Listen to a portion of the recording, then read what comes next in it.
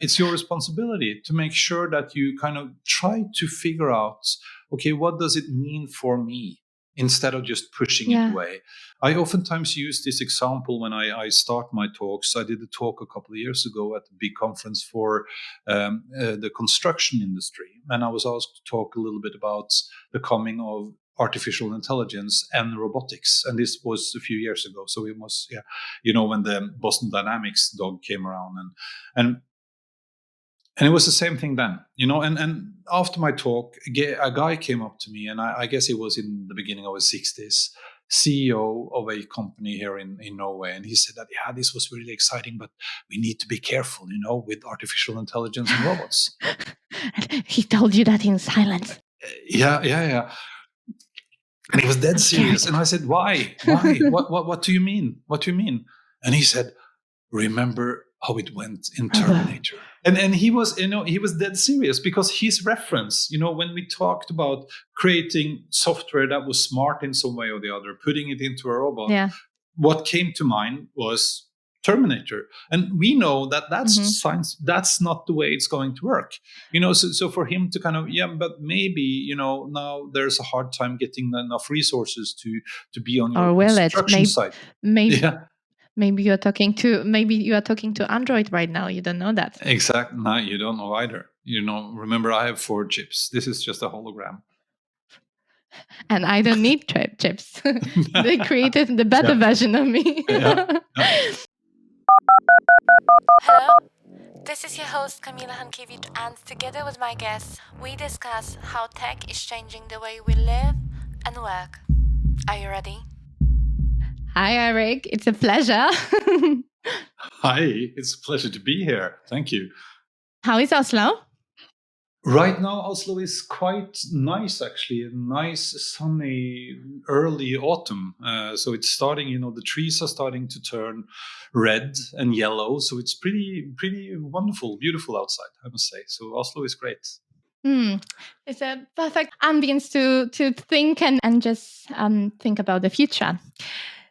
I can't unfortunately understand your language yet.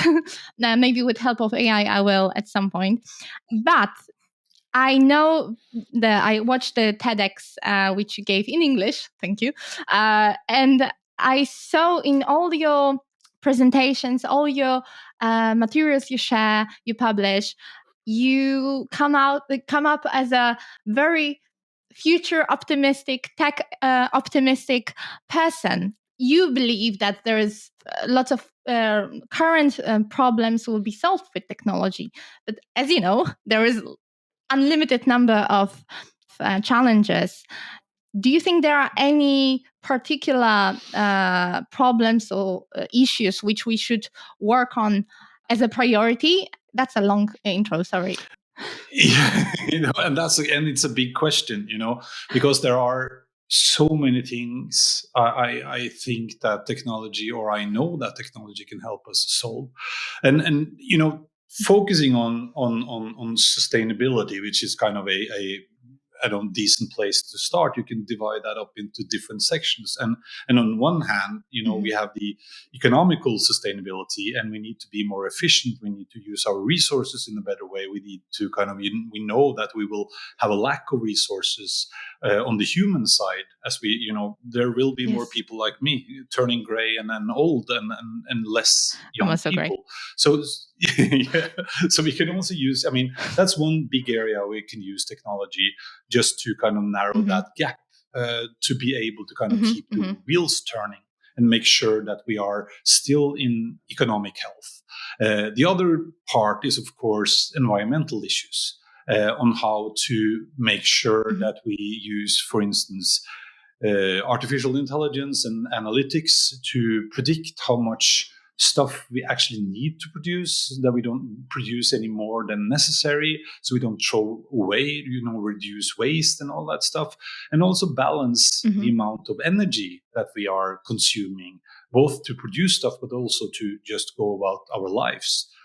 And then the third thing I think is very important is to, we need to educate people. We need more people to be up to speed on what's going on around them. And for that, we can also use technology like artificial intelligence, like extended realities, like analytics and stuff like that, to make sure that we are all, upgrading the people we have, but also re-educating people who needs to change way of work. So I think there's a lot of opportunities, and in the middle of all this, we also need to kind of create new solutions. So technology has gone from being something we use to just be efficient to become a natural part, not only of our lives for fun and games, but to be able to actually move forward in the right direction. So it's a huge, area, a huge question, and there are so many things that we could do with technology, and from going to space to solving, very concrete and simple issues that we need to get hold of here on Earth. Mm. Okay, so about the space bit, I just saw the pictures of your speech where you wore a NASA suit. What that was about that? Where did you get it from? I want one. No, that was quite. That was quite funny actually, because I was asked to do it was a huge conference on transportation and logistics. And the backstory here was that there are two big players in Norway. The one I was working for, they're blue. Their corporate color is blue, and the others are green. And this conference was about the green shift, but they couldn't be green since their competitors are green. So they zoomed out. Right. So they said, okay, let's look at the blue planet.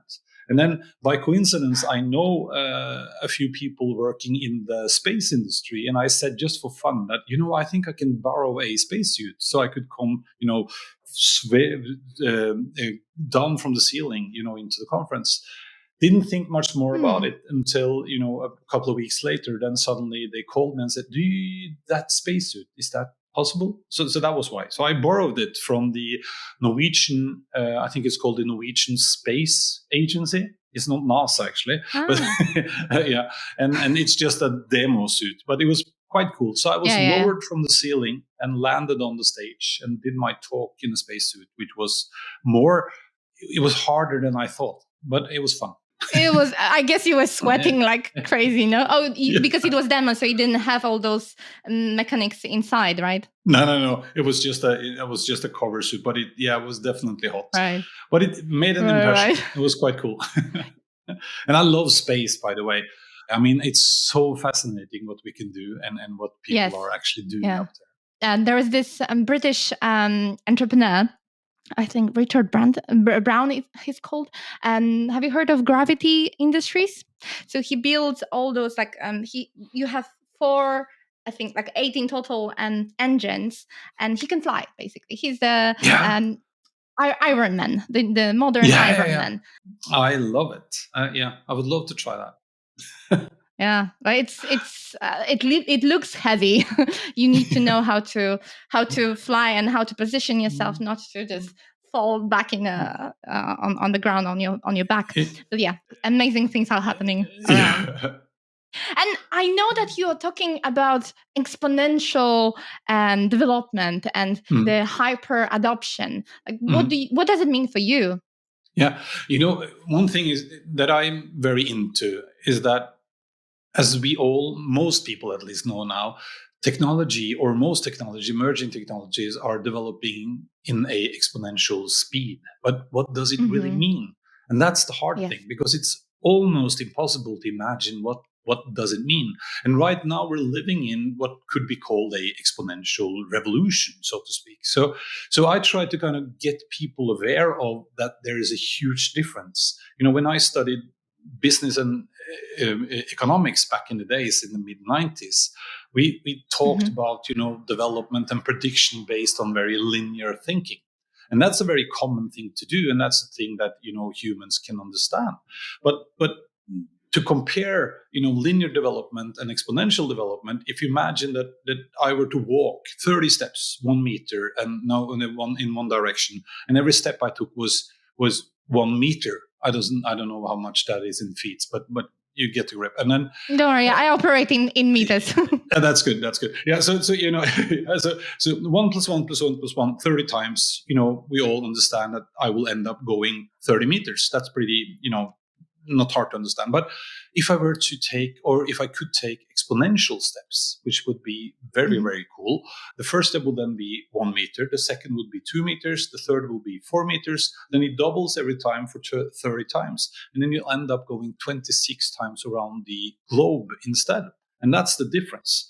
So when planning now for, going forward and then thinking about what is actually possible to do, we need to understand that we can take quite big steps, big leaps. And you might, have to be quite crazy to understand that there's a possibility to actually, you could put forth to solve a problem that we don't have the technology for because we are going to invent it anyway.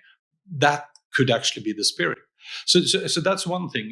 Technology is developing extremely fast, and right now with ChatGPT and all that stuff suddenly emerging, we saw that from the free version, the first version that they launched last autumn. It's only a year ago. That ChatGPT was kind of given out for everyone.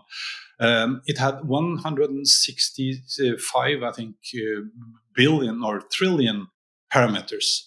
And then when the fourth version came, it's 1,000 trillion parameters or something like that. It's a huge amount more. And that's because of the exponential development that actually makes it possible. The next version will probably be twice as much as that. And that's just, an enormous difference. So that's one thing. The hyperadoption terminology I learned from a guy called James McQueevy. He's a Forrester researcher and principal, and brilliant guy. Wrote a book about this a couple of years ago, and it's about how we people are changing the way we adopt technology.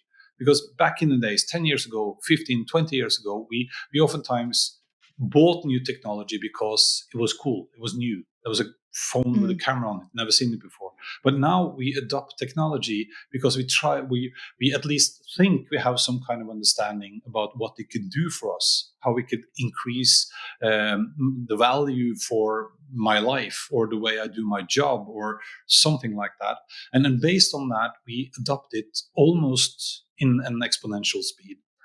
So like when ChatGPT, to use that as an example, when they launched last year, 1 million new subscribers, signed up the first 24 hours.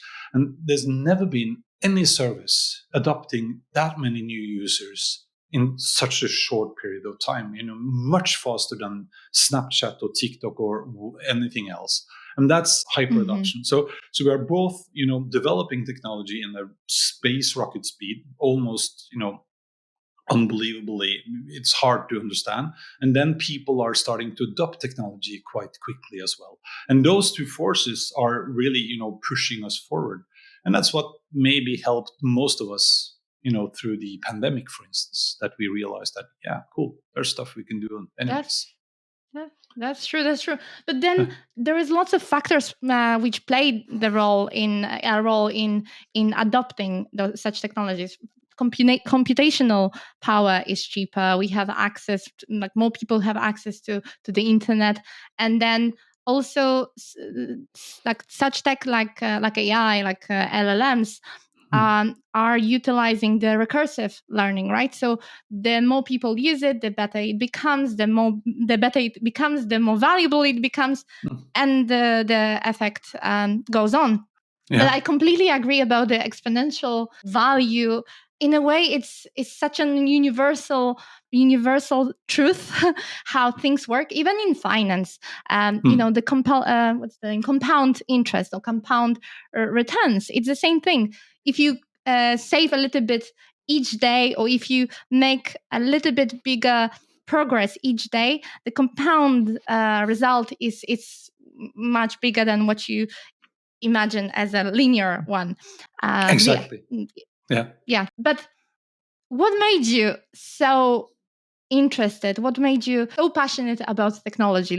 Was there any one moment in your childhood, maybe, which sparked this interest, or it was just natural progression?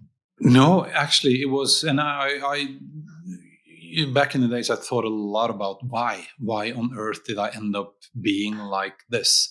And I think one thing is kind of the person I am. I'm very, very curious, and I love figuring out stuff. But the thing was that in 1978, I was 7 years old. So now you can figure out how old I am. I was 7 years old, and my uncle, he came home from a trip to the United States, and he brought home a little computer game. And it was actually a little computer. I still have it in my office, and it still works. It was called Merlin, and you could play tic-tac-toe. You could program it to play really simple music. And I was just blown away about this thing. I just put in some batteries, and the most technical stuff I've seen before that was a flashlight maybe. And then this thing came along, and on top of that, Star Wars came out.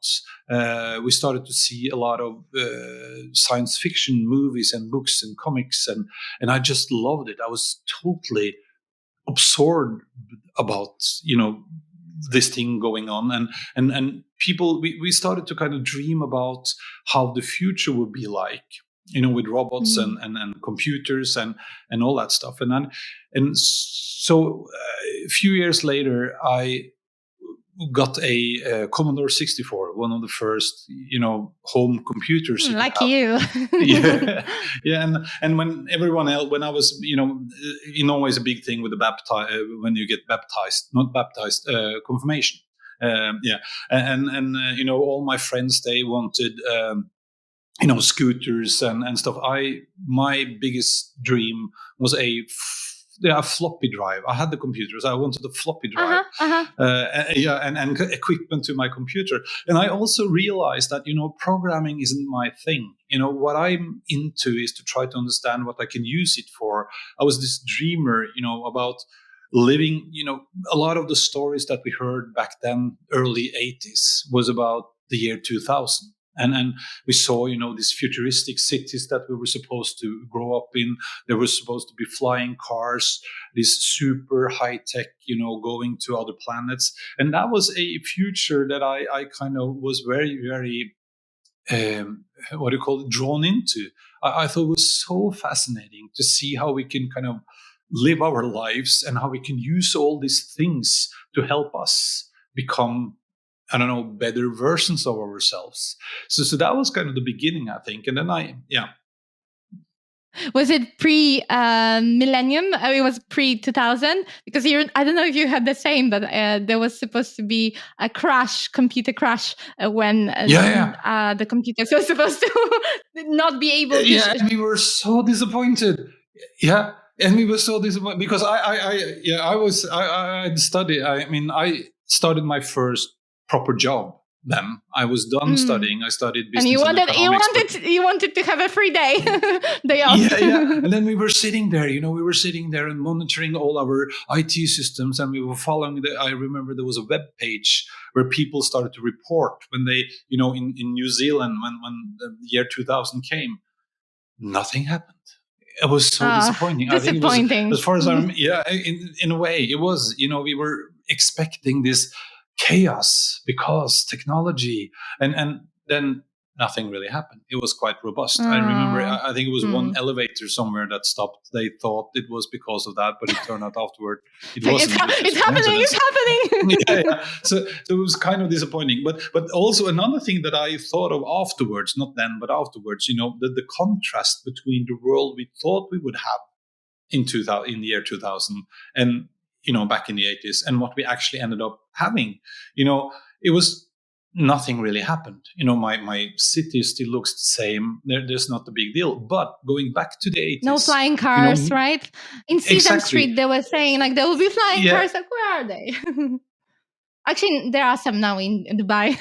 Yeah, I know. And I tried one, actually. I went to the car exhibition in Munich here the other day, a couple of weeks ago. And the first few flying drone taxi cars-ish is starting to emerge. But my point was that, going back to the 80s, no one knew that in the year 2000 we would have internet. And that's, basically a much bigger invention and a much cooler thing than flying cars and all the physical stuff. And it also shows that, our imagination, we are so back to the linear thinking.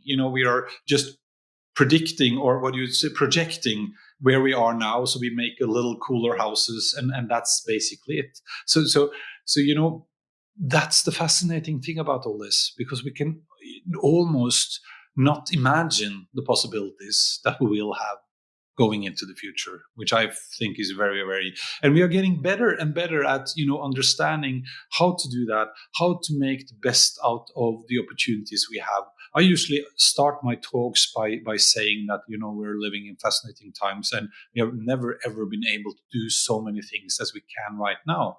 And the point is, technology on one hand and science on the other hand makes us able to do just amazing stuff right now. And if we focus on that and, figure out, okay, how can we do this even better? How can we use this technology to change the way we live, the way we produce stuff, the way we, all that. Yes.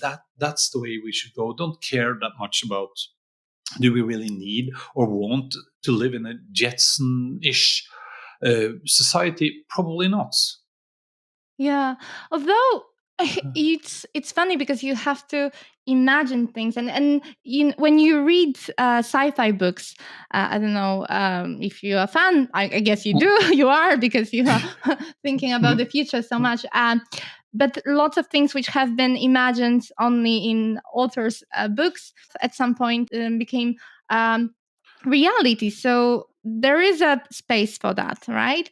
But I really believe the same as you do, that internet has been such a big thing because it allowed for collaborative thinking and collaboration at scale and speed previously unheard of.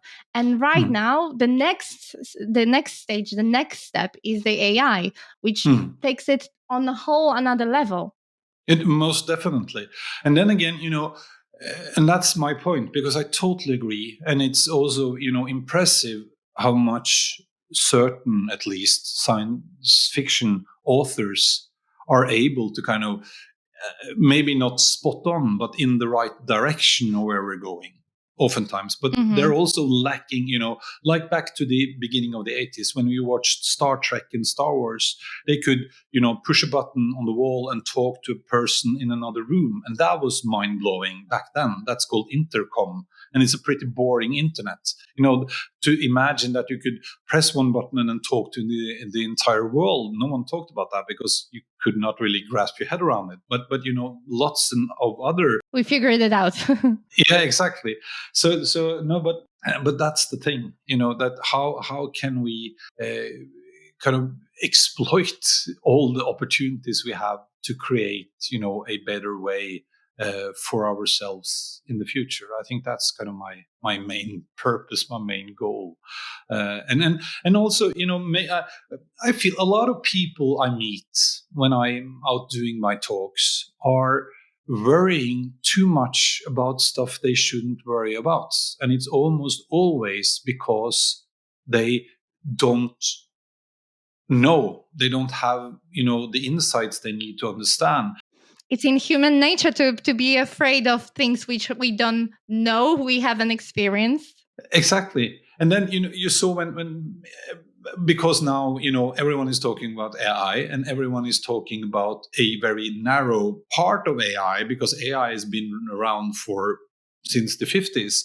But now, yes, generative AI that we are seeing today is just a class of algorithms, underneath the big umbrella of artificial intelligence that has the capability of creating new stuff based on the data it's trained on, which is great. Yes. And it's not an oracle. Yes. It's not a search engine. It's not but we thought that to begin with. All schools started to, we can't have this. Students will, and then it turns out maybe it's not that dangerous after all. And if you look a little beyond, your first impression, beyond the obvious, as I usually say, I read an article here the other day. It's the Berkeley, two universities at least. I can figure that out afterwards. But two universities in the States, They have come up with a solution. Together with a woman who had a stroke a couple of years ago, who lost the ability to speak. Just imagine not being able to speak. And now they can connect her using a bunch of sensors, a bunch of different technologies. Yeah, and now they can actually, figure out what she is saying. And she can get back her voice. And they can use then also, amongst other things, they use generative AI to generate sentences. To translate based on what her, yes. Translate, yeah. And that's pretty amazing. No, I get it. I get the good stuff, but aren't you afraid of the risks? Like, to what extent should tech companies interfere in our lives and bodies? I know that you implanted yourself a chip in your, was it finger? No, it was here, right? Like it was. I know it's a very simple technology, so you are not really sending a lot of data, storing a lot of data. You can just probably pay, and I don't know if you still have it. Do you still have it? Yeah, I have 4 of them now. It's kind of turned into a habit. Yeah. No. Why do you have 4? But I agree. Most definitely. We need to be very, very aware of what we're doing. We need to have, very clear laws and regulations, and that's coming. And I think, we can take care of that. We have a tendency to kind of, there will always be people who want to use whatever for bad, and now technology, and that's a huge problem. But we need to fix that. We can't, we can't lock ourselves down, and we can't get rid of, or we can't use the positive upside. I think the positive upside is much, much bigger than, the negative side. And the negative side, that's the thing that we need to kind of fight, as we have always done. And then we need to continue that. But definitely be very, very much aware of security, tracking, you taking care of your personal information, and also there will be a huge liability, responsibility for companies. To make sure that when they use, for instance, artificial intelligence in some way or form, it's their responsibility to make sure that the data is consistent, it's not biased, it doesn't. I mean, so that's most definitely an important issue.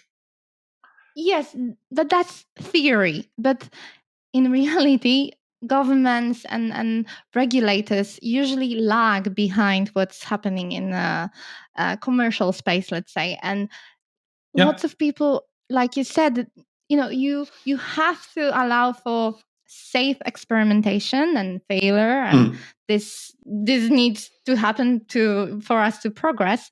But I think lots of people don't realize how bad it can, get. I mean, like, for example, I used this DNA like gene analysis software just to understand, if I'm prone to any diseases, what are my ancestors, where did they come from? Unfortunately, Europe.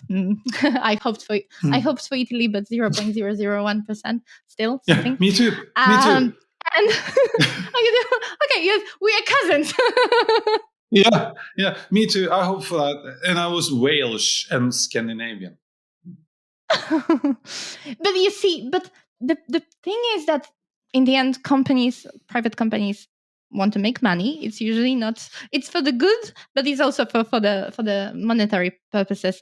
And in this case, my friends advised me not to use my real data, my real ID, just in case they decide to sell my details to insurance companies who may charge me premium if platform shows that I am prone to some long-term disease. How can we make sure that we are in charge? We are protecting our data, but we are giving the data which will help us, to personalize the services, or the data, or like the services which will give us more benefit than it actually can cause harm. Yeah, and that's also a very, very complicated question. And unfortunately, in Europe, What did you expect? No, yeah. But in Europe we have a different kind of approach to privacy than, for instance, the US and also big parts of Asia. China. Different motivation, yes. but yeah, for instance, yes. Yeah, but I think that's a good question because in China we know that the government will use information to protect themselves, and that's bad. In the US, they use it and the excuse is always that it's purely, free country and for commercial reasons. But I promise you that if the Pentagon wants to figure out what's going on with you, they will get hold of that data. Most definitely. And sometimes that could be a very good thing, because if you are a serial killer that we would like to get hold of, great. But if it's for other reasons, not so great. And these are some of the, fundamentally extremely hard questions to get hold of. And in Europe, we have a tendency to point to the way we, the GDPR and our privacy regulations and all that stuff. But even in Europe, there are, bad guys who try to misuse information and insights. But that's what's about to happen. Even, now between Europe and the US, there were some kind of regulation agreement this year. So we can now trust that if I want to store my sensitive data for my clients and customers, for instance, on a server from Google, they have said that they are now following up on the European regulations, so that should be okay. And then it's all about trust at some level, but there will always be bad guys, and there will always be I think that we're moving into an area or era. That's a very hard word for a Norwegian to say. Not an area, but an era. era. Yes. Where you as a person also need to be much more aware of what you're doing with your data. Because in some regulations, like for instance, the chip, and this was a very good kind of curve back to my chips, where I collect data for my temperature. That data is stored on my device and not shared with anyone unless I wanted to. And that's what's and it's on blockchain, and you have your private keys. Exactly. So but that's the way. But now we're kind of in a little limbo area here, where the technology, as I said, is developing so fast. The regulations can't keep track. They're trying to get back on it. So we will have this back and forth thing going on, and we have had before, and we're still there. The issue right now is that the consequences will be so much bigger because of the reach and all that. But these are complicated questions, and because we need to, as users and people, we should think about it. But we also need to understand that. I heard some guy, he said that the time for privacy is gone.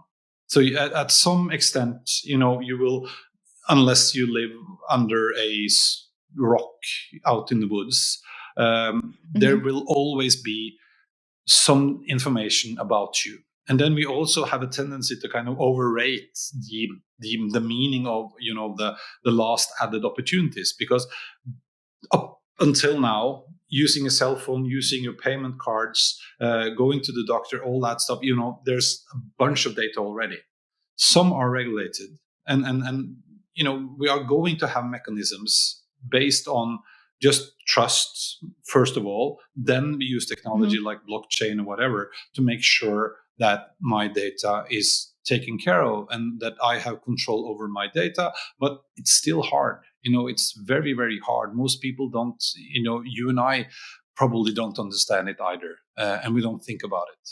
But it's also kind of a give and take relationship, because when GDPR came around, Facebook, for instance, they closed several services or user experience kind of algorithms for European users, because they didn't want to kind of danger themselves over breaking any of the regulations, leading to a lot of European users being quite unsatisfied with the service because suddenly, my experience was less good because they didn't use my, so if I search for you and we were connected, you suddenly just popped up randomly amongst 1,000 others with the same name.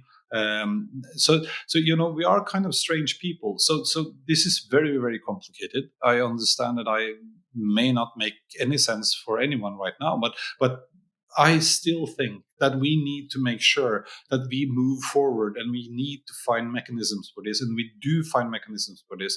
Within healthcare, for instance, there are strict regulations in Europe for what doctors and hospitals can share with others. But we are also fortunately finding ways to kind of separate your personal, the data identifying ID? you as a person, and the data we could use to make for research to, the results from your tests, like without aggregated knowing that it's you. anonymized data. Exactly. So we're getting that. Yeah. We're getting Yeah, that. I get that, but like, we are in technology, we understand to a certain extent risks and potential opportunities and benefits, but most people don't care. Most people don't know, don't care. They have a lot on their plate and they think about other things than this. So there should be people, institutions which do the thinking for the masses, let's say, but include them to for the conversation, to for the discussion. Yeah, and that's, I think that's where we're going. We do that, like when GDPR came around. That was also very, for most people, impossible to understand. Now I just have to trust that my bank keeps and follows the rules, and if they don't, someone will make sure that they get punished for that. And the same thing will happen with the things that we're talking about right now. And I think that, companies, that's going to be a challenge. Also, companies will have a much bigger responsibility, making sure that when we use technology like AI, for instance, it's my responsibility as a company to make sure that I do it in an ethical and secure and all that. We talked also about interfering with our bodies and sharing the data, like you do you do privately for yourself, for your purposes. I see lots of positive applications. For example, the microbots, when you can give the doses remotely. It's an incredible incredible opportunity for people, for patients who previously wouldn't even be able to receive any special care, right? Yeah. But where is this line between letting technology interfere with ourselves, like with our bodies, and being in control of where it can go? I don't know if I make sense. No, but I get what you mean. And one kind of solution here, a simple solution, would be what we call edge computing. And like, let me use my chips as an example, because I said I have 4 of them, and the reason I have 4 is that I'm too much of a sissy to take them out again. I don't need all 4 of them, but I was part of a project where a friend of mine started a company where they, together with the University's Hospital of Stockholm, looked at the opportunity to use implants to monitor your body for health reasons. And the first one I got, probably the video you've seen, I use that oftentimes in my presentations. They injected it here in my hand, and it was quite hard. It was quite painful, I must admit. But as I said, I don't like needles. But anyways, that was just to see if it worked. And the other one I got was a chip where they put a little LED light on it. And the point here is that the NFC technology is a passive technology. So there's no battery in the chips that I have in my body. Same thing as you have in your access card to your office. So when you enter your office, you take your access card out and you put it into the reader on the wall. Then it makes this induction effect. Same thing as you recharge your phone without a cord. So it generates enough energy in the chip to make it readable or to light up the light bulb. That's what they wanted to check. Because if they could do that, then it, in theory, it would be possible to apply sensors on the chip. So the third one I got is here, just underneath my, what do you call that, collarbone, with a temperature sensor in it, so I can take my temperature. This chip, and to read the temperature, I have had to kind of, it's encrypted. I had to download a specific app that's connected with my chip. So when I tap that with my phone, it will activate the chip and it will take a measure, and the temperature measurement is stored in my phone and my kind of account and nowhere else. So that's kind of the idea with it. And then it knows my baseline. So the interesting thing is to see the variations. And then in theory, you could put on more sensors. And then the cool thing about that is that this is a very, very cheap technology to create. And if we could do that, you could provide simple, basic healthcare that you and I take for granted to places in the world where they do not have doctors accessible like we are used to.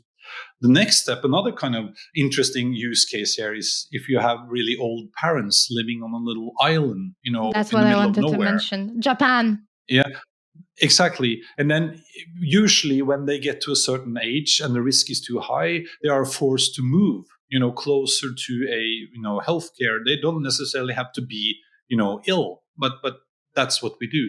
Now we could maybe let them live there for a couple of more years because we can monitor them, their health development from remotely. And this is just the start. And I don't think that we are going to, implant people, inject people with microchips. But I think it will be more common than not on a voluntarily basis, because, it could be a good thing as well. And then you move into next, like nanobots and customized surgery, or not surgery, but medicines and stuff Diagnosis. like that, which is amazing. Yeah. How is it better, like in terms of your chips, how is it better from non-invasive, IoT wearables, like wearable devices like, rings? They can still measure your temperature. They can still measure your pressure and all the vital signals. Like, do you really need to put something inside your body? No, you don't really, because you can use your watch. I have a smartwatch and I have a Aura ring with 12, I think it's 20 sensors or something like that. But the point is that this is it should in theory be more accurate because it's inside your body and not outside your body. It could also be easier, you don't have to recharge it. It's, so it's kind of a different use case. And then in addition to that, the buy effect, which is cool, is that I can open the door and I can pay in the cantina at the office building where I'm at. Oh, come on! Once in a while, which is, but that's not the purpose. Yeah, but you know that you can open the door with your phone or with your voice as well. Yeah, but I don't have that system. No, I know. I don't even know where my access card is. But so that's just a gimmick. I also have my business card here. So when we meet in person, you can just scan me with your phone and you get my business card. So that's just a fun thing. But I think it's interesting to see, how technology can be used in a different. And this is just the same kind of technology that we've been using on cats and dogs for 40 years. I'm okay with cat and dog because they walk around and you don't know where they are going, and they cannot call you. But with this, I'm not so sure. But I see that you are a perfect candidate for technology like a Neuralink. Bring it on. Yeah. So would you want to have an Neuralink implant, like connection? No, I think that would be. I mean, again, when I said yes to this implant project, it was because I was told and described and shown why are we doing this, and it made sense to me, and I want to be part of that and contribute because I thought or think that this is a good thing to do. And the same thing about Neuralink. I guess that, I mean, if I can contribute to creating or being able to create a better world. Sure, and I trust in technology. Maybe not that much in Musk. I mean, he's a nutcase, but that's also one of the reasons that he has, moved the world forward. I think you can like or dislike him, but I mean, you see a lot of people who are, really, really being the true disruptors. They are kind of strange, they are kind of crazy. So but yeah, I wouldn't be negative to it. I wouldn't do it in a back room somewhere, but no, I think that's a good idea. Yeah, we say in Polish there is a saying that I think it's international. Genius and insanity go together. Yeah, and if they need a guinea pig, I'm here. Okay, so have you heard of Brian Johnson and his blueprint? Like he used to be an entrepreneur. He sold his company for like hundreds of millions, and now he's trying to turn himself into 18-year-old. He's like 48, I think, at this point. So he's rigorously following the procedures, and he's taking like 200 pills a day, just to and he tracks everything. So he's trying to reverse aging, let's say, the Benjamin Button of modern ages, although he doesn't look so good as Brad Pitt. But anyway, would you want to do the same? No, I didn't know, because I think, there's a difference between, I would like to be, if I could be 150 or 200 years, love it. And of course, it would be a good thing to not end up being, this old, can't move around, everything is hurting.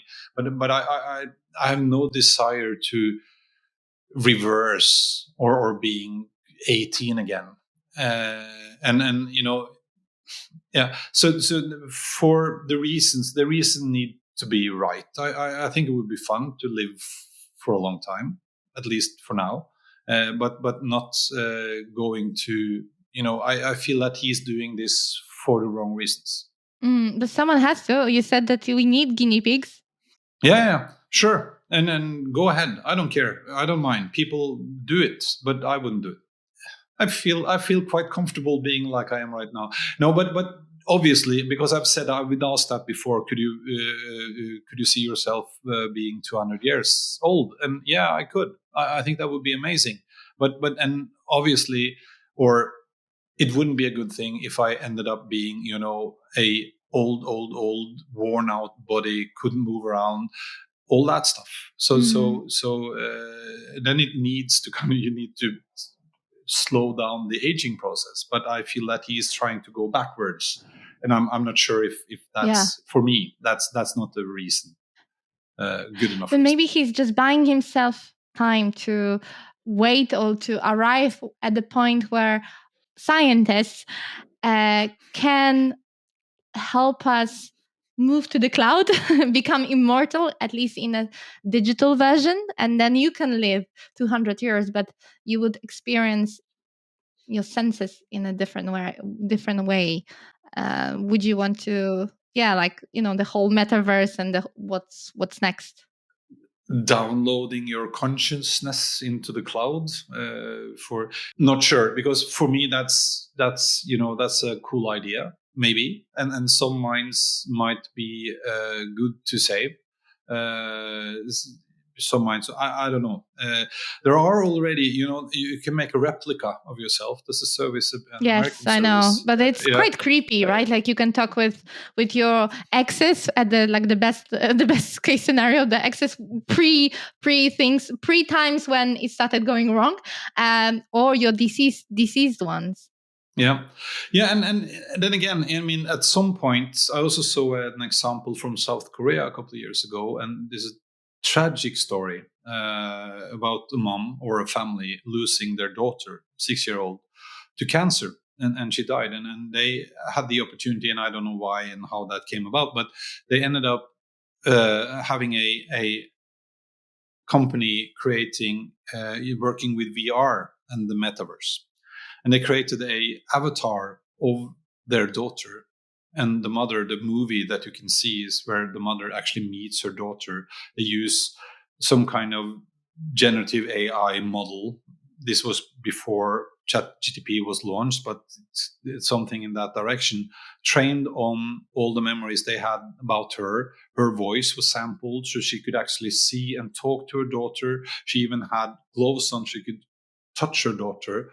I'm not sure if that's a good thing or not. And I talked to a psychologist about this, and she told me that, in some cases it could be if something, an accident, and being able to kind of take the last, farewell could be a good thing. But it's also something, that at some point you need to move on, and this might hold you back. In the past. Yeah, and I don't know. I have no idea.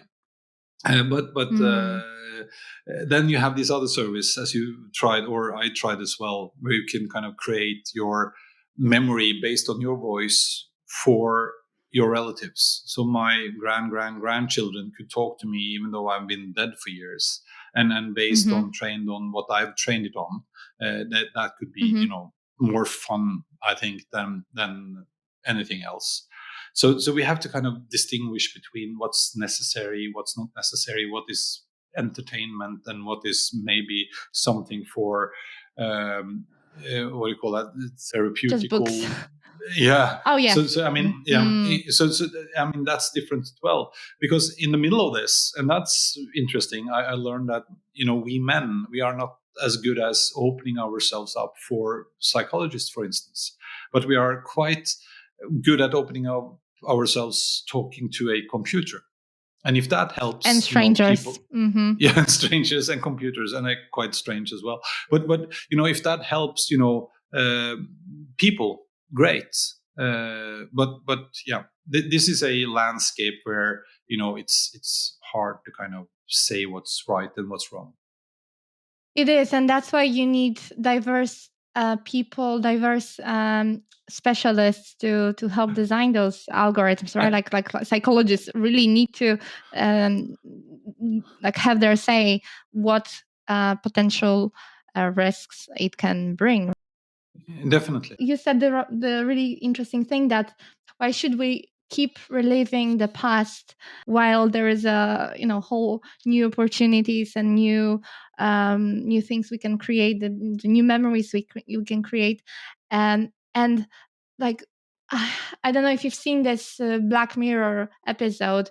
I think it has been like a similar case in many different sci-fi movies, but it's actually happening at this point with Meta relaunching the Ray-Ban glasses, which allow you in real time and in your person view record all there is, like all that you are doing. And in this Black Mirror episode, there is this family, I think, and they just keep watching memories. And while you are doing it, you are not living, you are not creating new ones. And where is the balance? And and that's it depends. Like I said, I talk to psychologists because I think it's very easy for me to say that you shouldn't do that. But I haven't lost a child, and that must be one of the most terrible things a parent can experience. And then in that trauma, if that kind of solution could help you to kind of overcome. But my psychology is not. He's not mine, or she's not mine. There's another one, but she said that that's the case. If it's therapeutically wise to do that, then it's okay. If it's not, it's just kind of a service. We need experts, like you said, diverse experts to help us understand when to use what for what.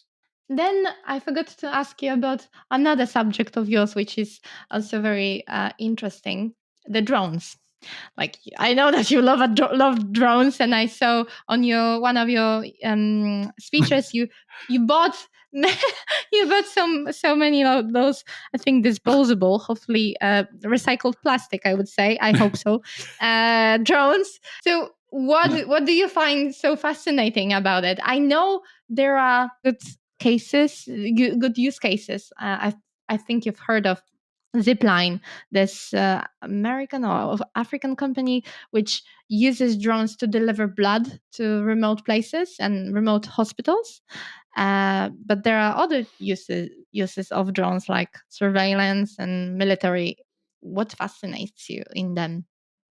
Yeah, first of all, I think my fascination for drones started years and years ago because, just because it was fun flying stuff.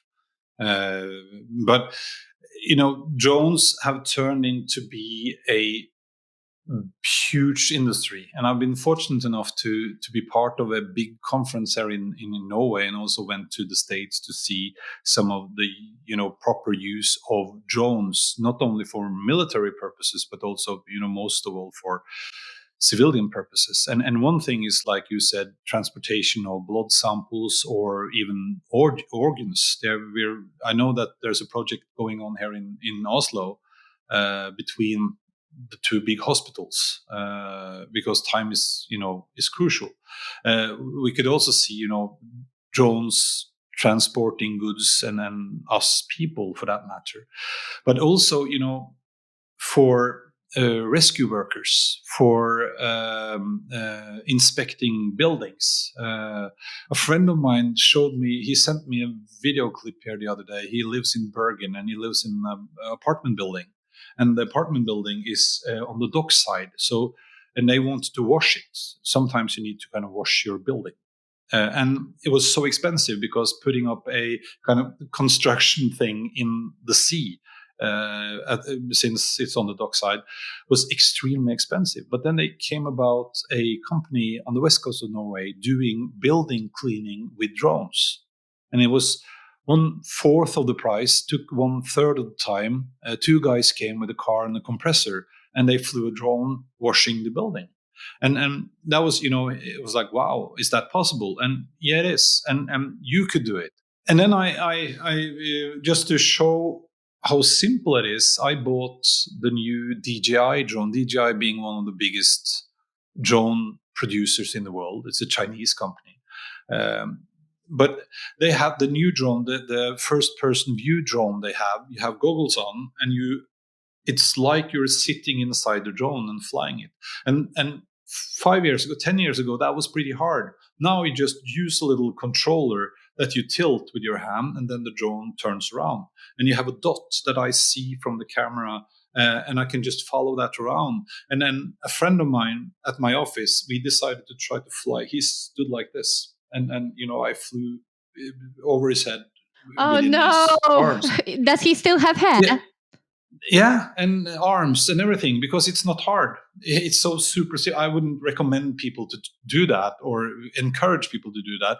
But it was not a problem at all. And that's because the drone now, with all the technology inside, and this is a commercial drone you can buy in the store, cost like, I don't know, 500 euros or something. It's not that expensive. And it's filled up with sensors. It's filled up with artificial intelligence and connections and all that stuff. So it makes it possible to do that. And then just imagine if you're a little trained, you can do amazing stuff.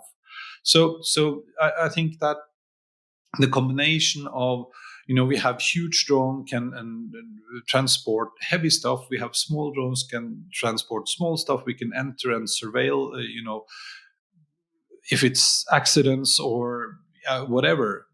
The opportunities are tremendous. So that's one kind. And now there's a guy flying a drone on Mars.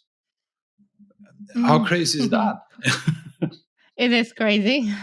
Yeah. It is crazy.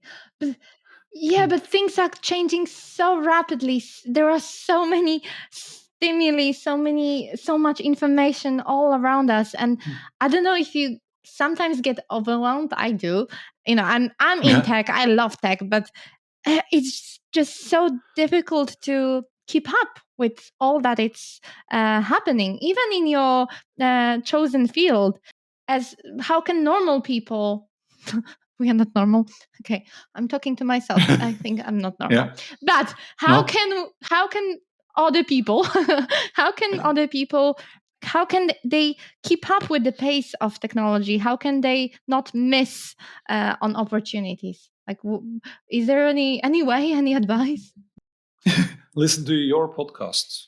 Of course, it's almost impossible. It's almost impossible. So you have to kind of choose. What I say, at least now, I try to, and that's maybe part of my job. I feel is to make or help people being able to kind of understand what's going on that's relevant for your or our world right now. There's a bunch. I mean, we can talk about quantum computers, but most of us have, that's just They don't out care. of this world. No. Yes. So, but Yeah.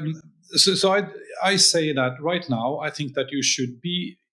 It's your responsibility in one way or the other, and we can't be experts, all of us. That's not possible, and definitely not within all these different fields. But you could choose, like, understand a little bit more about data and data analysis. What does it mean? What can we use it for? How does it apply to my job or my industry? Read an article. There's a bunch of places where you can find information about that. I'll come back to a few. And then I think that artificial intelligence as a important area of knowledge that we need to understand, difference. What is it? What is it not? And try to kind of experiment a little bit. Try ChatGPT. Try to create a few pictures on DALL-E or whatever service you like, and just see what happens if you change out the word. That way you can learn a little bit how it works.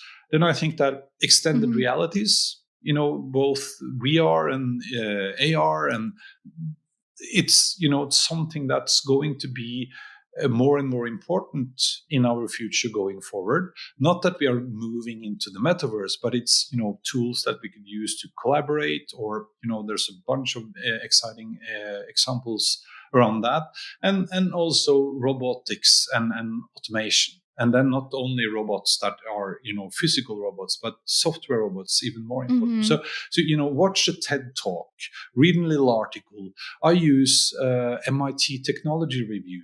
Wonderful magazine. You don't have to be a super tech developer to understand what's going on there. Wired magazine.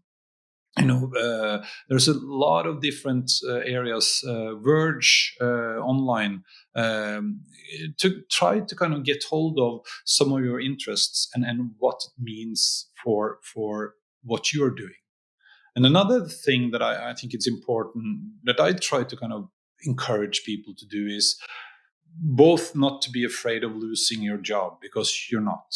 I claim that never before has it been so important to be a human being as right now. And looking at your job, if you look at your job today is a bunch of different tasks. Some of those tasks will change, and they have changed, and they will continue to change. Look at which of these tasks could some of these technologies or services or whatever help me do better. Reduce risk, be more efficient, free up time so I can use my human, capabilities like intuition and experience and creativity and all that to solve other problems. So don't be afraid of, try to kind of pick your life a little apart and see how and what can be used for what to help me live a better life. But I still feel like we are living in a bubble. I get surprised when I attend conferences which are maybe not so tech focused, but some industry focused, and people haven't heard of, ChatGPT or DALL-E or Neuralink. Okay, these are maybe more specific, but like a normal person from a small or medium-sized town who, I don't know, works as a teacher, how, like, they don't know those those medium outlets, and they will not even know how to start. But you are right, you have to maybe try to have curiosity to try to understand which parts of your job are boring, are mundane, and they are logic based in a way, and just know that potentially technology can help you to either eliminate it or optimize your time. So you can, like you said, you can be more human in whatever work you are doing. Yeah, and then that's a very important point. But I'm betting you that if you start to kind of look in your network of peers if you're a teacher, for instance, I think that's a good example.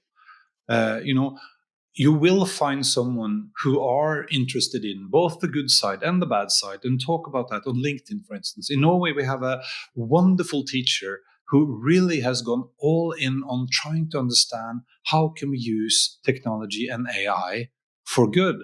And he's becoming almost this phenomenon. He has his own podcast. He's a teacher. He's teaching kids on school. And then slowly it turned out that he was like, you know what?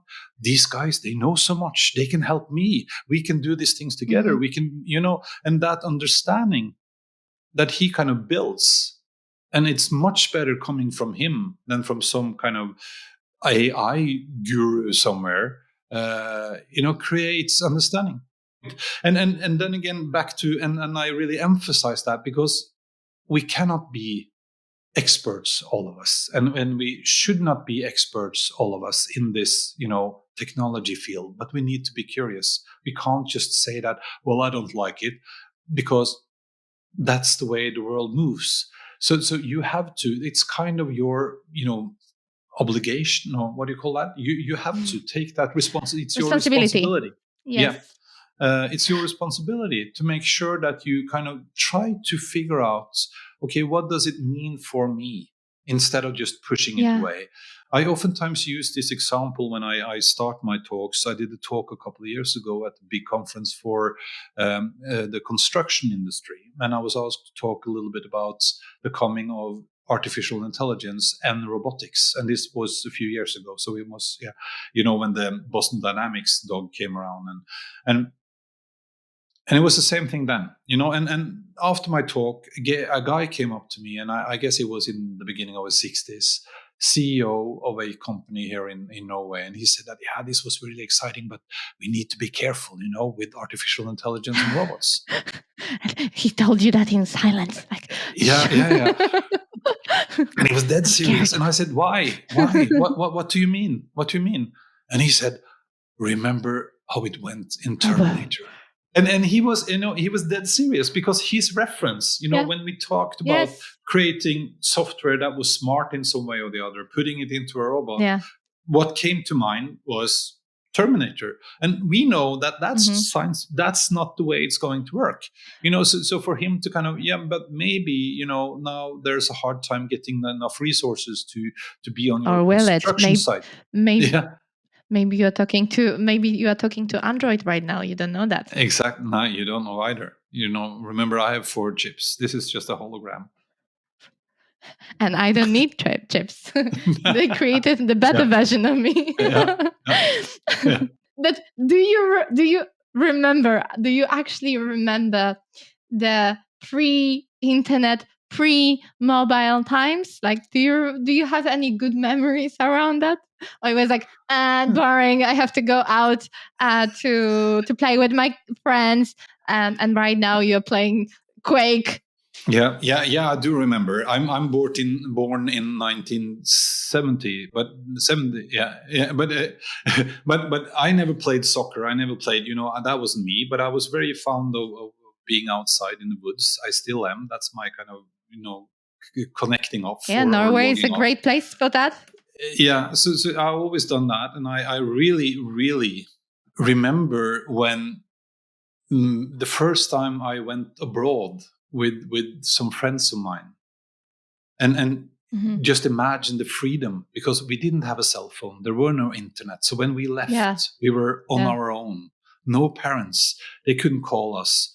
We couldn't call them either, and we didn't really care. But it was and that's I think that's why I'm when I'm trying to switch off, I that's what I do. Go back to somewhere where there are no connection, there are no internet, there are no nothing.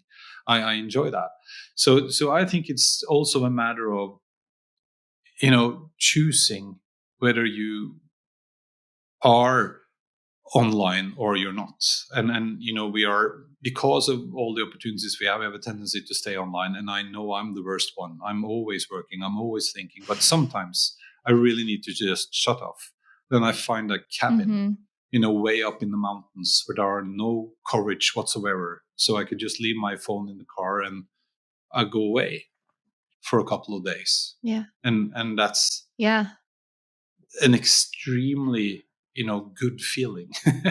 It is good feeling, but then I'm just scared that what's happening, what's coming with Neuralink and being connected constantly to tech. Maybe we will arrive to the point where we will have to maybe time our switch off. It's like right now, with between this and this hour, no internet, no technology. Yeah. But that's the point. I read an article last year, I would think it was Forrester Research who did a survey, and they found out that over 80% of ordinary people feel that the world is now digital. And then one very wise person said that the switch has not gone from, before you had to log on, now you need to log off. Yeah.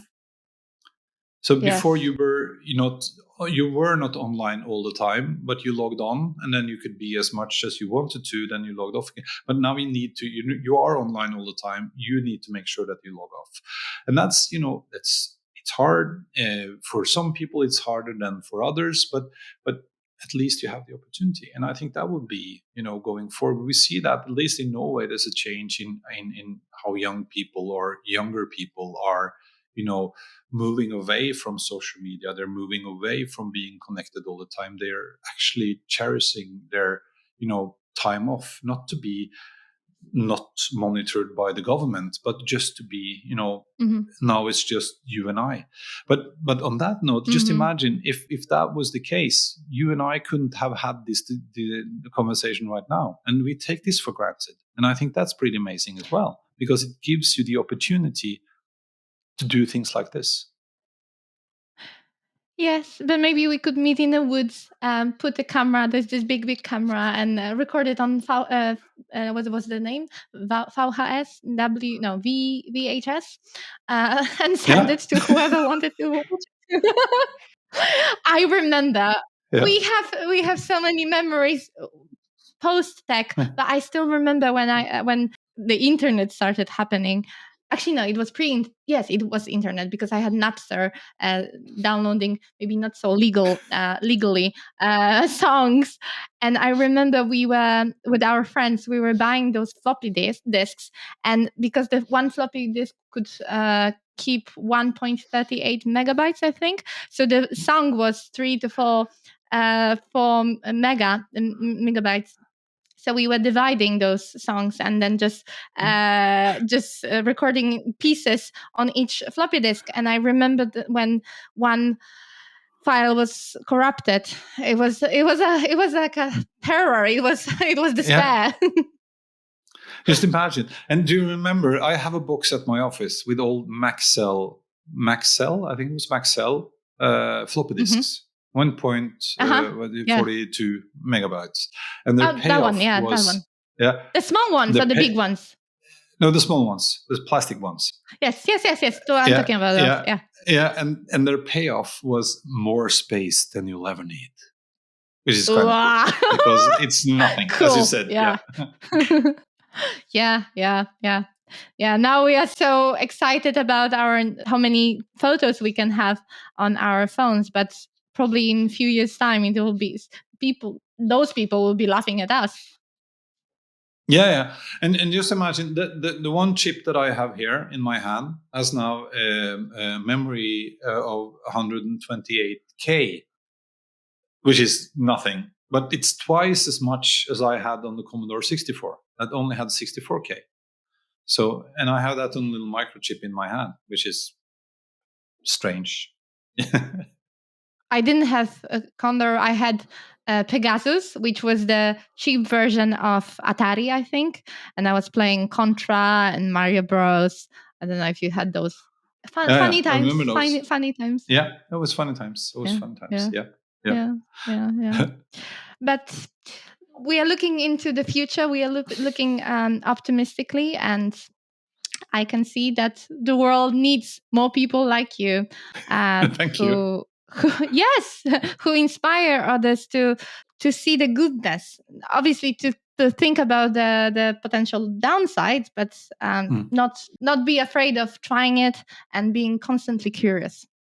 So for that, I thank you very much. Thank you so much. That was very nice of you. Likewise. And let's keep in touch. Yeah, let's do. Bye. For sure. Yeah. Bye. Thanks, Eirik.